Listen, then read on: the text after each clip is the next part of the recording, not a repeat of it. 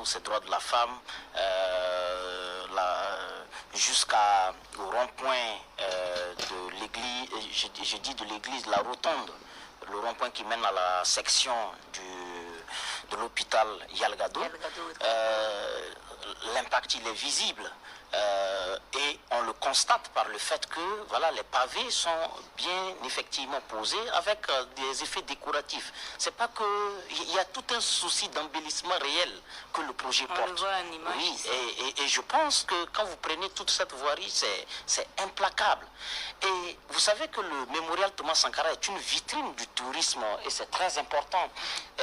Vous voyez qu'on ne peut pas accéder là-bas avec des touristes qui veulent par exemple marcher, mais qui viennent avec les pieds qui ont embarqué toute la poussière de la ville. Donc c'est un rayonnement culturel qu'on donne au pays, un rayonnement touristique de classe internationale qu'on donne au pays. Il y a également au niveau du BBDA, vous aurez constaté, je pense qu'il y a une action d'éclat qui a même été posée par le DG du BBDA avec toute son équipe, qui ont participé en fournissant des agrégats et aussi je pense les lycées Zenda Nelson, c'est aussi en cours de pavage, etc. Et je pense que l'ensemble de ces actions vont réduire l'élan naturel de certains Burkinabés à l'indiscipline et aux questions d'hygiène publique.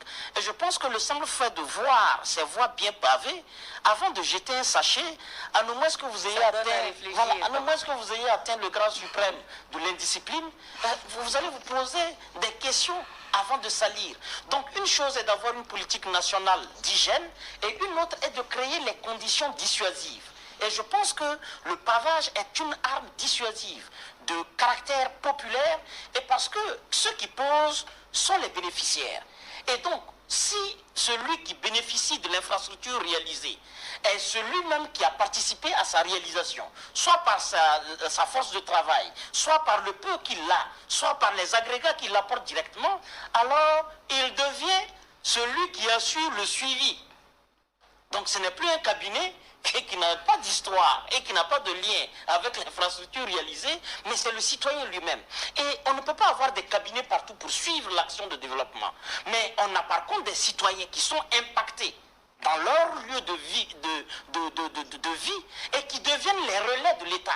Là où l'État ne peut pas arriver, ces citoyens veilleront à la bonne utilisation des infrastructures dont leur sueur a participé à réaliser. Je pense que c'est un modèle et c'est une arme, pour moi, une arme de séduction très importante pour attirer vers la révolution progressiste et populaire ceux qui hésitent encore, ceux qui doutent encore. S'ils empruntent ces voies, alors ils doivent se souvenir qu'ils doivent cette amélioration qualitative de leur vécu à une action de la RPP. Et donc la révolution n'est pas l'ennemi du peuple, ni un allié exclusif de ses alliés. C'est une action bénéfique à tout le monde. Et si chacun tire profit, je pense, même les apatrides de grade exceptionnel qui n'ont pas encore atteint la phase terminale, ils pourront rejoindre la révolution. Et je pense qu'il faut aussi convaincre par ces actions. Et je pense que c'est quelque chose de très bien vu. Le dernier élément que je veux évoquer, pendant longtemps, il y a eu un déséquilibre dans la répartition des infrastructures de développement. Chacun de nous, je pense que les exemples que Dr Ouedraogo prenait tout à l'heure est démonstratif de cela.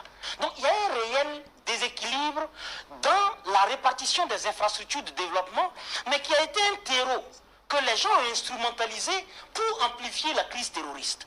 Mais si nous faisons en sorte que dans chaque région, chaque capitale régionale, il y a une brigade pour les infrastructures routières, alors les chantres de la violence, du terrorisme international vont puiser où?